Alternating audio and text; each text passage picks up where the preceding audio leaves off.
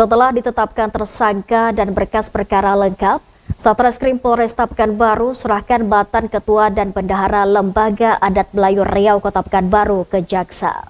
Kedua orang tersebut ditetapkan tersangka atas perkara dugaan korupsi dana hibah sebesar 1 miliar rupiah di Lam Riau Kota Pekanbaru.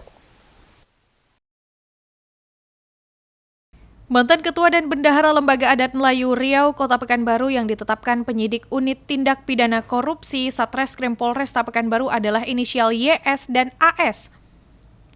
Kedua tersangka ditetapkan tersangka dan langsung dilakukan penahanan atas perkara dugaan korupsi penyalahgunaan dana hibah pemerintah sebesar 1 miliar rupiah yang dicairkan dalam 2 tahap pada tahun anggaran 2020 lalu.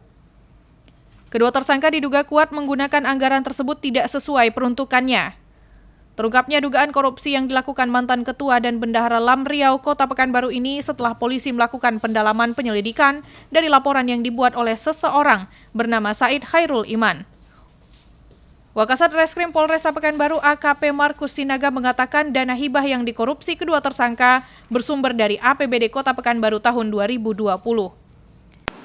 Adapun dasar dari pengungkapan ini adalah laporan polisi.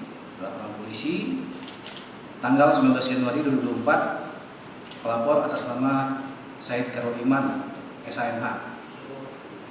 Kasusnya adalah terjadi tindak pidana korupsi dan atau penyalahgunaan wewenang yang diduga dilakukan oleh tersangka inisial YS bersama dengan tersangka inisial AS terhadap penggunaan dana hibah dari pemerintah Kota Pekanbaru kepada Lembaga Adat Melayu Riau Kota Pekanbaru tahun anggaran 2020 sejumlah 1 miliar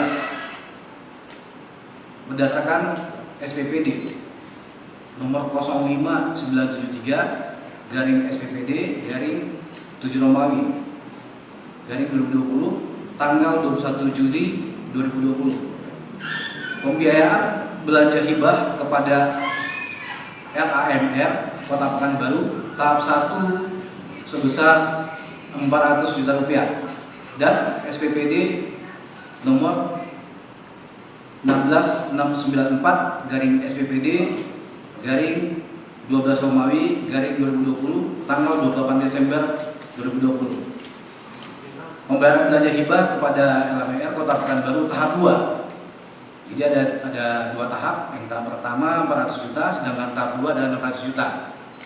Yang bersumber dari APBD Kota Pekanbaru tahun 2020.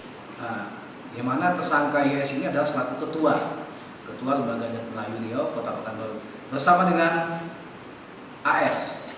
Tersangka kedua adalah AS selaku bendahara, selaku bendahara Lembaga Adat Melayu Riau tahun 2020. Setelah berkas penyidikan lengkap, kedua tersangka dan barang bukti diserahkan ke jaksa. Ahad Laila Isnin melaporkan.